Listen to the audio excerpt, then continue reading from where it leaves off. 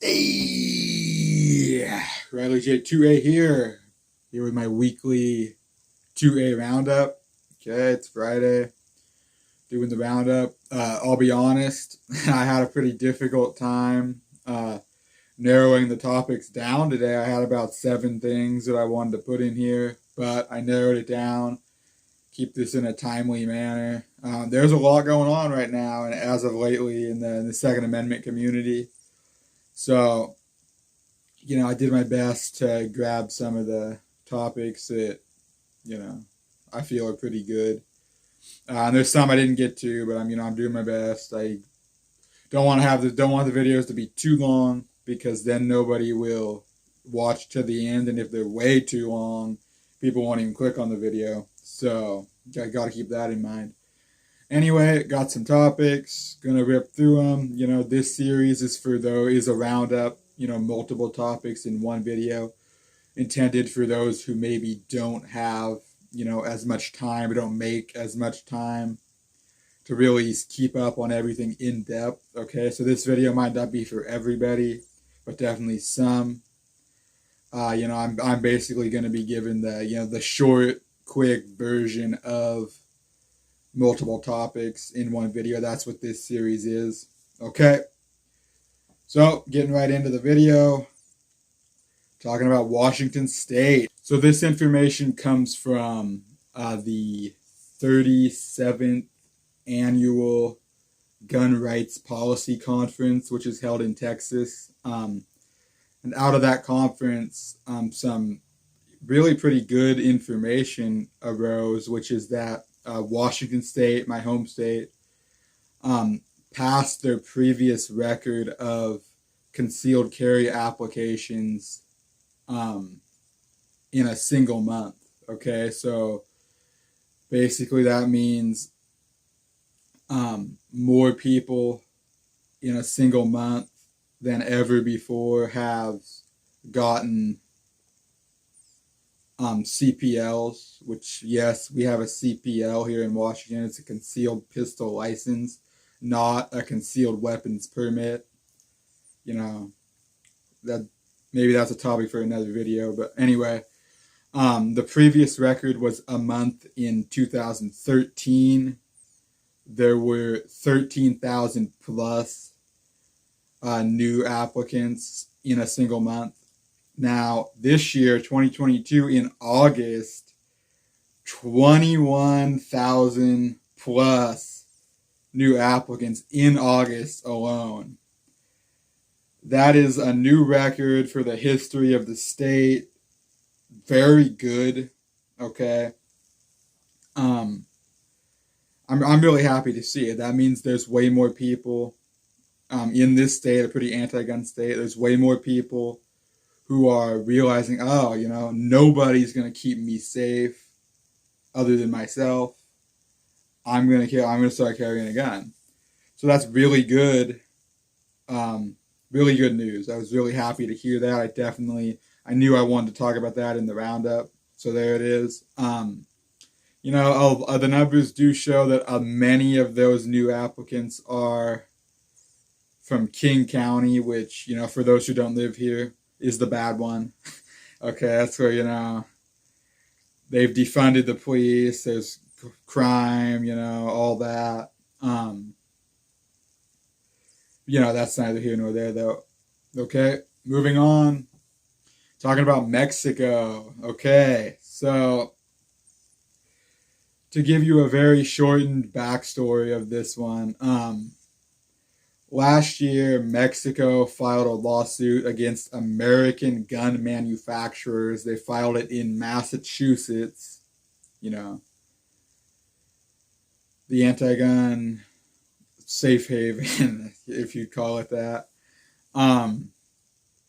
They filed a lawsuit against American gun manufacturers, suggesting that these manufacturers, most of the big ones in the country, suggesting that these manufacturers market their firearms to the cartel and traffic these firearms, or participate in trafficking these firearms to the cartel. Outrageous. take care of your own problems would be my suggestion. Anyway, that lawsuit was recently thrown out because it's a violation of the PLCAA, which is Protection of Lawful Commerce in Arms Act. And yeah, it was thrown out based on that. It is a direct violation of the PLCAA. So, they lost, basically. Suit was thrown out. So now, recently, they've refiled a suit in Arizona, where they're suing some border counties in Arizona and some FFLs in Arizona. Okay, so some gun shops in Arizona. So because these individual or these shops and counties are not protected by the PLCAA. Okay, so they're trying to file something that they think they're gonna win. Okay, so they're suing basically on the same grounds, like these FFLs are trafficking firearms to the cartel in Mexico. Mexico would be a safe place if it wasn't for that. Outrageous. Okay, very laughable. So that's basically the situation. That was the previous suit, got thrown out. They've refiled. We have yet to see what's going to go down with this. I think it will also get thrown out. I don't think it's going to go anywhere myself. And my suggestion would be, Mexico needs to probably take care of their own problems, not blame other people for their problems. And I don't give a fuck what a foreign country thinks about our gun rights here in America, okay? And I also find it extremely disgusting that there are Americans siding with Mexico in this lawsuit. Disgusting, okay? Anyway, that's enough of that. Moving on, next topic. Okay, so, this is actually kind of a win. Small win, doesn't do much for us yet, but it's pretty good. So basically, I'm just going to break it down real quick. So a federal judge in the Western District of West Virginia found that obliterated serial number laws are unconstitutional. Okay, so this was in the case of United States versus Price. Okay. United States versus Price. So this individual had a firearm with a, obliterated serial number. I assume it was scratched off. And, he was also charged with felon in possession of a gun, which, he's still pretty fucked. That charge isn't gone, but, this is a obliterated serial number charge is a big one that he's no longer being charged with because this judge found it to be unconstitutional. Okay, this comes from the New York State Rifle and Pistol Association versus Bruin 1 case. In that they said any firearm related law has to be compliant with text, history, and tradition of this country. Okay, there's no serial number requirements in the text, history, or tradition of this country. There wasn't serial number requirements until the Gun Control Act. Okay, so based on Bruin, this judge, Bill Clinton appointed judge, found that obliterated serial number law to be unconstitutional. So that's a win. Okay, now you do got to keep in mind, this doesn't apply to anybody. You can't go out and scratch your serial number off and be all good. Don't do that. You can't do that. This only applies in the Western District of West Virginia. However, it's definitely a step in the right direction in getting rid of gun laws. One step closer to no infringements. Ton more steps to go, though, however. So, in any case, I take this as a small win. a win nonetheless. And we got to take them where we can get them. So that's really good here. Good on that judge. Good for this Mr. Price individual. I don't know his first name.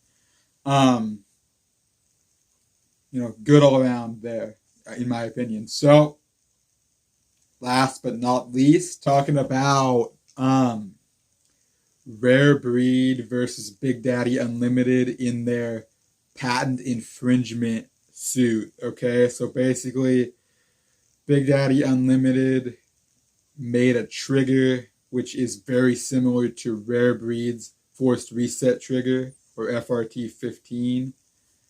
I could be mistaken on the particular trigger that the suit was over, but same design.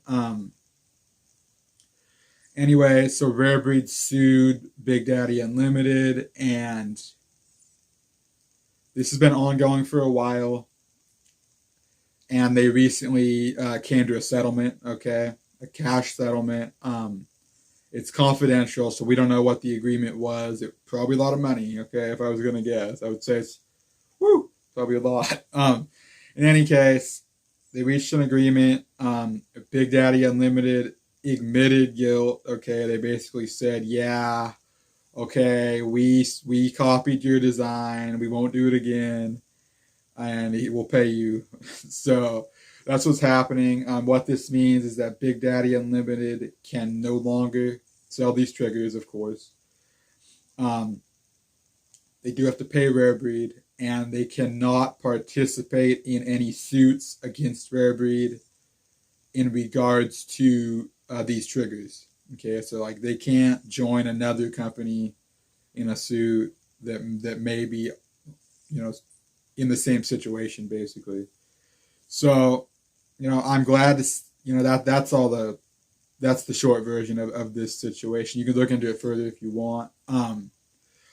My opinion is I'm glad to see this case over. It's unfortunate that it even had to be a thing in the first place. It's always unfortunate when you got two, Second Amendment or, firearms or firearm accessory companies battling, because it's just like, come on now, like we're on the same side here.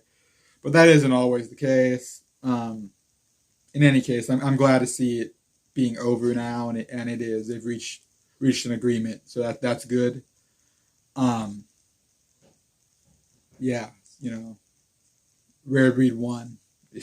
Is the point. Okay, so that's all I really wanted to talk about today. It's 4 topics, this week's roundup. I